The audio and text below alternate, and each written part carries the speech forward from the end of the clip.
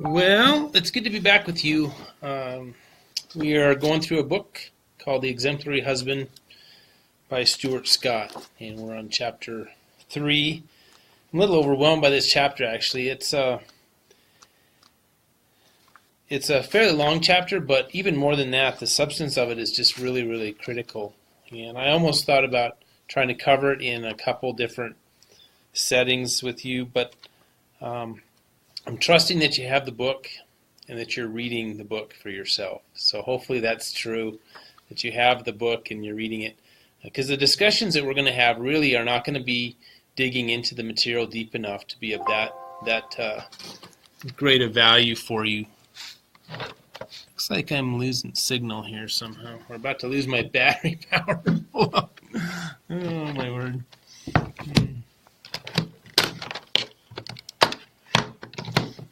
I have too much going on today. So there you are, we're back. Oh, Facebook Live, isn't it wonderful? So, last week the chapter was entitled Husband's Understanding of God. And we began to lay a foundation of a right understanding of God, and this chapter flows out of that. Some of this we talked about last week. Really, without a right understanding of God, we never end up with a right understanding of who we are, a true understanding of who we are.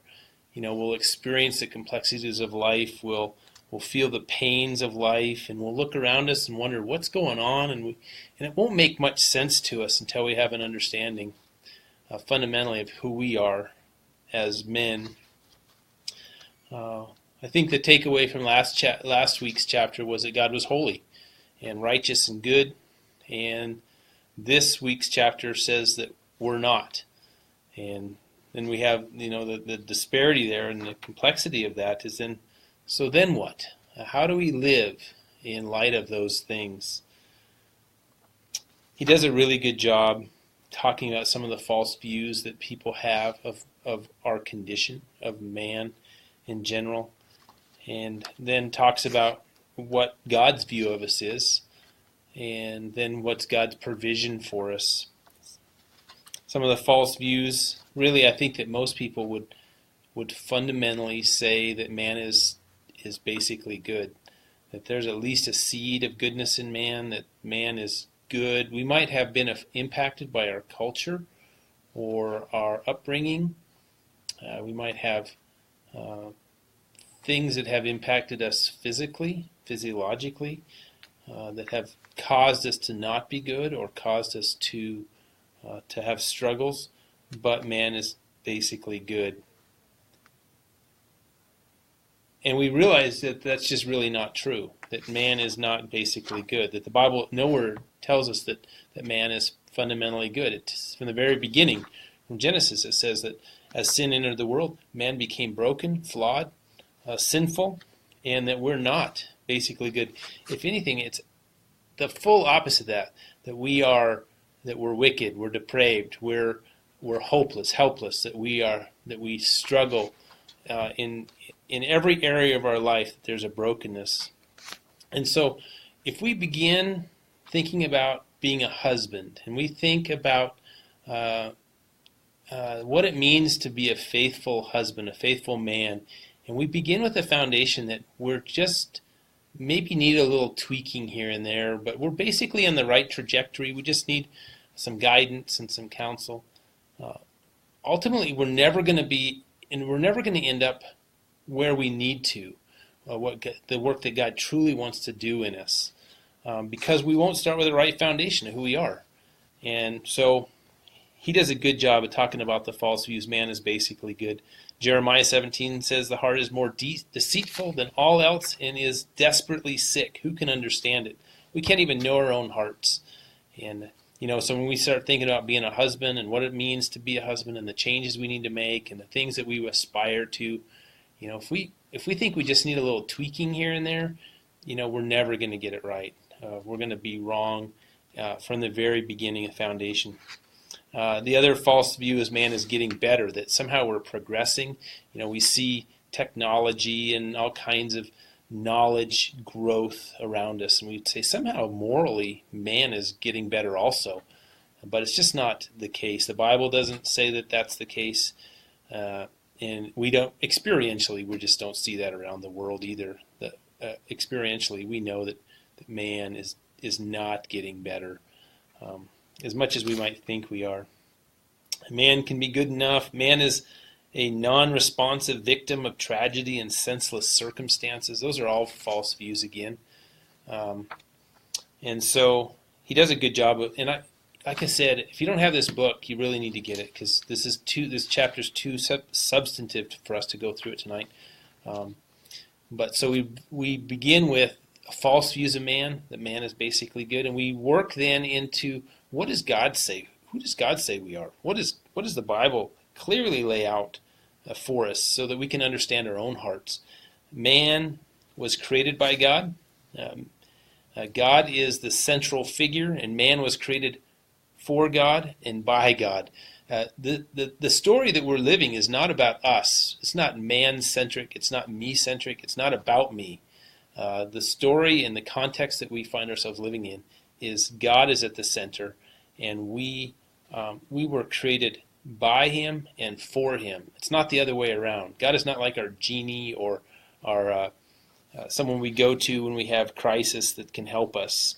We have the wrong context. The context is that God created us for him and by him, to worship him, to live well with him, to be a people of his own. He created us for him, to worship him, to glorify him, to live well with him, to demonstrate his character and his attributes, and to live those out faithfully in our life. And so again, when we start seeing what's really wrong with man in general, and we say we're supposed to live a life that glorifies him perfectly, that lives in complete subjection to him, that lives a life that honors him, we see very quickly that's not our hearts. Our hearts are about us and getting our own and living a life that really self-centered lives. Man is God's enemy by nature. That's kind of where I wanted to stop for a second, because that's really a lot of times we think, okay, so I struggle. We would use that kind of word because that's it's tempered a little bit. We would use a little stronger word and said, maybe I sin at times. I'll do something. I'll be angry or say something or do something that's not pleasing to God, that's against God. But when we start thinking that man is basically an enemy of God, that I was by nature brought forth as an enemy of God, then we have a whole different context. My need for forgiveness and my need before holy God is much different if that's the context.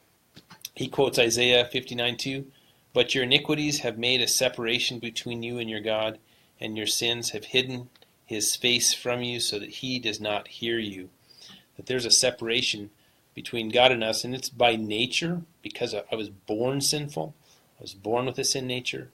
That separation is there from birth, and then I live that out the rest of my life, creating greater separation, greater disparity between me and my God because of my sinfulness. Talks a little bit about man's needs.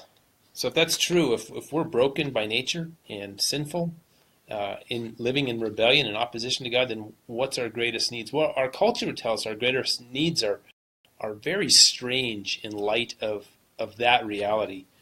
And he lists a bunch. He says, contrary to popular thought, we do not need to be well respected and honored, or to have our sexual appetites satisfied. We do not need to be comfortable, rewarded for our efforts, or recognized for our accomplishments. We do not need to have a good marriage, good kids, or great job.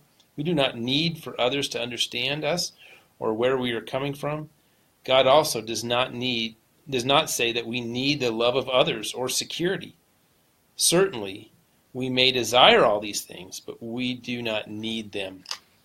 And but our culture says, kind of as a foundational principle, that there's certain needs we have, and if those aren't being met, we can't be satisfied, content, fulfilled. And a lot of times, as husbands, we're looking to our wives or our children or our jobs to satisfy and to fulfill those things. And that's where we start getting way off track, when we start looking to other people for what God alone can provide for us, or what God alone should be to us. We do not have all these psychological needs that our culture says that we do. And really, when we start thinking of things that way, we start looking at people in a distorted way. We're saying, you are not meeting my needs. I need these things, and you're not giving them to me. And we're going to get into that more in the book, but then we have a distorted relationship. Then I can't sacrificially love that person. I have trouble understanding and relating to them sacrificially, selflessly, because they're not giving me my needs. They're not providing for me what I think I need and what the culture around us is telling us that we need. Just setting us up, putting our wives and children in horrible places, really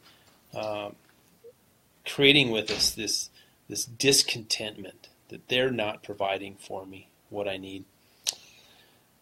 So God's list of what I need, and he lists some things here.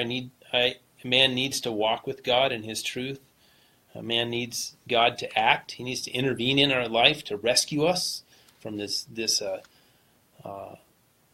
desperate condition we find ourselves in, alienated from God, hostile to God, living a life of sinfulness in light of a holy and righteous God. And God's provision, and we talked a little bit about this last week, is salvation. It's only when we understand this disparity of a holy God and our condition before God, desperate, needy, wicked, sinful, hostile to God, that we start saying, I see why I need Christ. I see why God sent his Son. Without this disparity and this division between who God is and who man is, there's no reason for this dude named Jesus. It's irrelevant. We might want to have a happier life, or balance our budget, or some ridiculous tangible thing like that, and say that maybe this Jesus guy can help with that. But what really happened is Jesus was required so that a just God could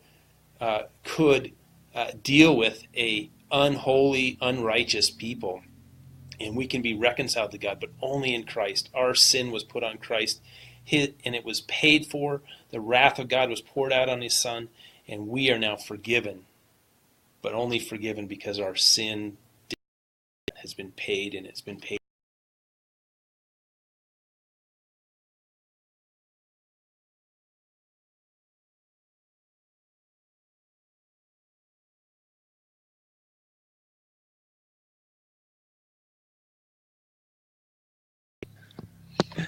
Tim Jordan, I see you joined us. You're supposed to be mowing, aren't you? He's been driving his mower by my window. Actually, I had to wait a half an hour for him to quit mowing so I could start this thing. So, provided salvation, being reconciled to God through Christ, my sin put on him, forgiven because my sin debt has been canceled.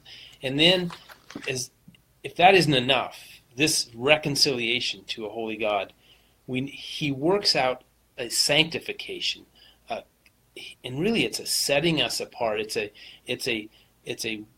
I like the analogy of wringing a sponge. God takes a sponge filled with this wickedness, this heart that I bring before God, self-love and the thoughts and the motives, and he takes that and he wrings that out over our lifetime, and it empties it of all that wickedness, and then fills it up with his Spirit, fills it up with his character, his nature.